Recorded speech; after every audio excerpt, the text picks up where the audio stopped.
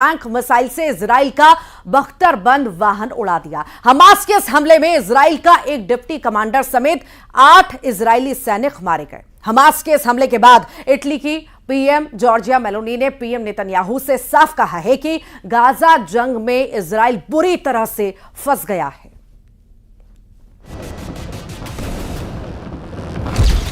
मार दिए 8 सैनिक हमास के जाल में इजराइल। पिछले 100 दिनों से इजरायली सैनिक यही समझने की कोशिश में जुटे हैं कि लगभग तबाह हो चुका हमास उन पर हमले कैसे कर रहा है और इतने ज्यादा इजरायली सैनिक गाजा में क्यों मारे जा रहे हैं। रफा, खान यूनिस, दक्षिणी गाजा, जबालिया कैंप के पास जिस तरह से हमास के लड़ाके चुन चुन कर इजरायली सैनिकों को मार रहे हैं, उसकी वजह से प्रधानमंत्री नेतन्याहू की नींद उड़ गई है। हमास के लड़ाकों का सबसे ताजा और भीषण हमला एक बार फिर से रफा में हुआ है, जिसमें इजराइल के 8 सैनिक मौके पर ही मारे गए हैं। हमास का यह हमला इतना घातक और भीषण था कि इजरायली सैनिकों को बचने का मौका तक नहीं मिला। हैरानी की बात तो यह है कि मारे गए इजराइल के 8 सैनिक बख्तरबंद लड़ाकू वाहन नामेर में बैठे थे, जो खतरनाक धमाकों को सहन कर सकता था। लेकिन हमास ने इस बार इस तरह से हमला किया है। इजराइल के सभी 8 सैनिक नामेर बख्तरबंद लड़ाकू वाहन में मारे गए। रिपोर्ट्स के मुताबिक यह हमला कैसे हुआ, इसे आप जरा एनिमेशन से समझ लीजिए।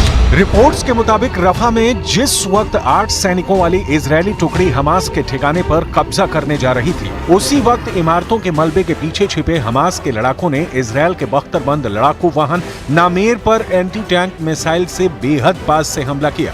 एंटी टैंक मिसाइल ने जैसे पलक झपकते ही इजरायली बख्तरबंद लड़ाकू वाहन नामेर की धज्जियां उड़ा दी। हमास की एंटी टैंक मिसाइल का धमाका इतना जबरदस्त और तेज था कि बख्तरबंद वाहन में बैठे इजरायल के 8 सैनिक मारे गए।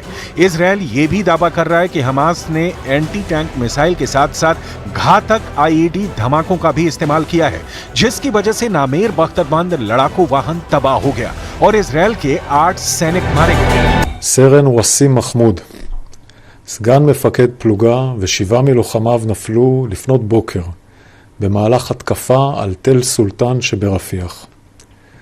לשעות הבוקר המוקדמות गाजा जंग पर पूरी दुनिया की निगाह टिकी है। अमेरिका की बाइडेन सरकार बार बार पीएम नेतन्याहू से कह रही है कि गाजा जंग को अब रोक दो, लेकिन नेतन्याहू ने कसम खा ली है चाहे जो हो जाए इजरायल तब तक जंग नहीं रोकेगा जब तक हमास का पूरी तरह से सफाया नहीं हो जाता है। 8 सैनिकों के मारे जाने के बाद भी नेतन्याहू के आक्रामक तेवर बने हुए हैं।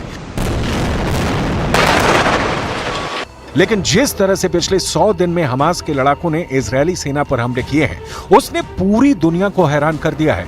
यहां तक कि G7 की मीटिंग के दौरान इटली के प्रधानमंत्री जॉर्जिया मेलोनी ने साफ कह दिया है कि इजरायल हमास के जाल में बुरी तरह से फंस गया। ऐसा लग रहा है जैसे इजरायल एक जाल में फंस रहा है। गाजा में हमास को इसे अलग थलग करना था। इजरायल के दोस्तों को इजरायल को स्पष्ट मदद देने की जरूरत है। उसकी सुरक्षा के लिए इजरायल के साथ इटली है। हम बिल्कुल यही कर रहे हैं।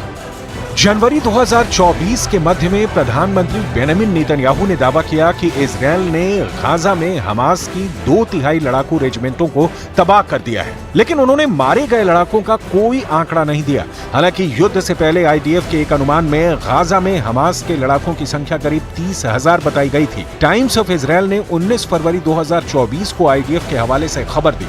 हमास के 15,000 लड़ाके मारे गए थे। युद्ध शुरू होने के बाद के आंकड़े बताते हैं कि गाजा पट्टी में मारे गए लोगों में कम से कम 70% महिलाएं और बच्चे हैं। शायद यही वजह है कि पूरा गाजा और वहां के लोग नरक जैसा जीवन जीने को मजबूर हैं। फिलिस्तीनी अभी भी हमास का साथ दे रहे हैं। जरा देखिए, हमास 250 दिन के बाद भी गाजा में इजरायली सेना के सामने क्यों टिका पड़ा है। फिलिस्तीनियों पर किए गए एक सर्वे ने पूरी दुनिया को हैरान कर दिया है, क्योंकि फिलिस्तीनियों ने साफ कहा है कि 7 अक्टूबर 2023 को इजरायल पर हमास ने जो हमला किया था वो बिल्कुल ठीक है और हम इस हमले से खुश हैं। जरा देखिए क्या है सर्वे की रिपोर्ट। इजरायल ने मिस्र से सटी रफा क्रॉसिंग को पूरी तरह से बंद कर दिया है ताकि हमास को हथियार न मिल पाए, लेकिन उसके बावजूद हमास के हमले रुके नहीं हैं, बल्कि अब ज्यादा घातक और सटीक हो गए हैं। 90% हमास की सुरंगें तबाह करने का दावा करने वाली इजरायली सेना अभी भी हमास के सुरंगों के जाल में फंस रही है। इसकी वजह है अब हमास के पास सबसे माहिर और घातक लड़ाके बचे हैं, जो या तो मर जाएंगे या फिर इजरायली सेना को मारते रहेंगे। अब हम आपको दिखाते हैं इस वक्त दक्षिणी गाजा और सेंट्रल गाजा और रफा में हमास के कौन कौन से लड़ाके जंग कर रहे हैं। हमास के जिंदा 4 टॉप कमांडरों की वजह से गाजा युद्ध लगातार 200 दिन से चल रहा है।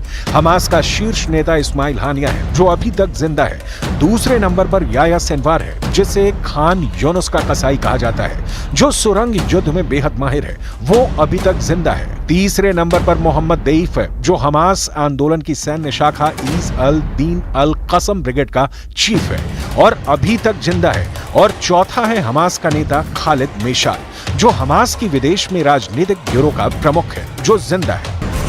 हमास चाहता है कि 120 नागरिकों की रिहाई के बदले इजरायल को गाजा से पीछे हटना होगा। गाजा पर हमले बंद करने होंगे और ये सब फौरी तौर पर नहीं बल्कि स्थायी कदम उठाने होंगे। फिलिस्तीनियों को अपना भविष्य खुद तय करने का हक होगा।